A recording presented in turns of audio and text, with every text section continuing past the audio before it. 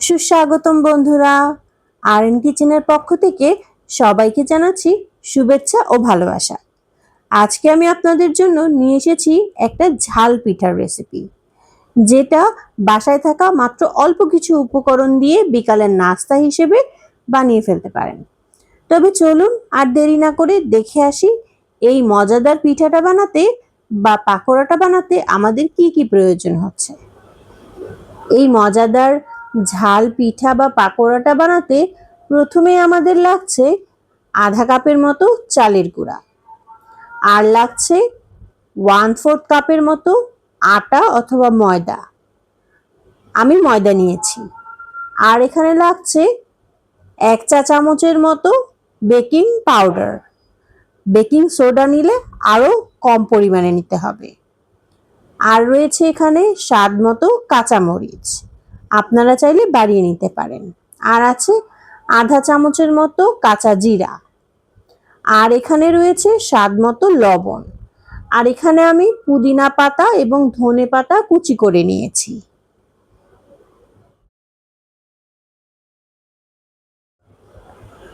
এখন একটা mixing bowl নিয়ে নিয়েছি।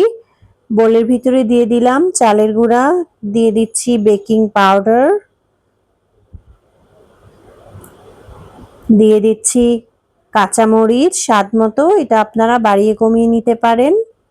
দিয়ে দিচ্ছি জিরা, দিয়ে দিচ্ছি স্বাদ মতো লবণ,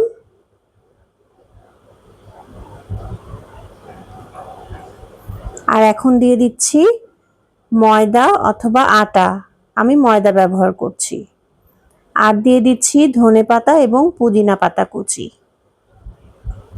তার সাথে আর দুটো উপকরণ লাগবে, সেটা দেখাতে ভুলে গিয়েছিলাম। এখানে দিয়ে দিচ্ছি কিছুটা পেঁয়াজ এবং আদা রসুন বাটা আধা চা চামচের মতো। যদি আদা রসুনের ফ্লেভার ভালো না লাগে তাহলে এটা স্কিপ করলেও হবে। সবগুলো উপকরণ ভালো করে মিক্সড করে নিয়ে এর ভিতরে আমি দিয়ে দিচ্ছি আধা চামচের মতো হলুদ গুঁড়া। আপনারা চাইলে চাট মশলাও দিতে পারেন।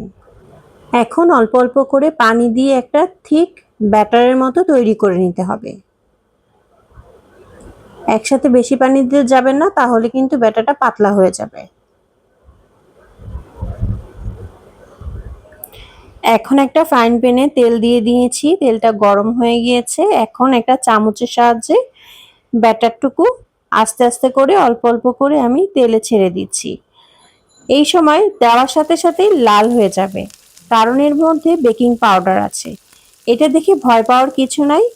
ধীরে সুস্থে আস্তে আস্তে করে এটা লো ফ্লেমে ভেজে নিতে হবে, একটু সময় নিয়ে ভাজতে হবে।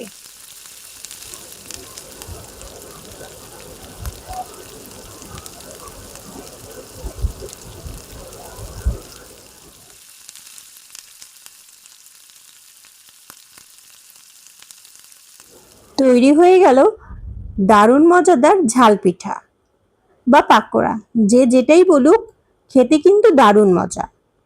আপনারাও আমার ভিডিওটি ফলো করে বাসায় বানিয়ে ফেলতে পারেন এই দারুণ মজাদার পাকোড়াটি। আর আমার ভিডিও ভালো লাগলে লাইক, শেয়ার, কমেন্ট এবং সাবস্ক্রাইব করে আমার পাশে থাকবেন। আজকের মতো এখানে বিদায় নিচ্ছি। দেখা হয়ে যাবে নতুন কোনো রেসিপি নিয়ে।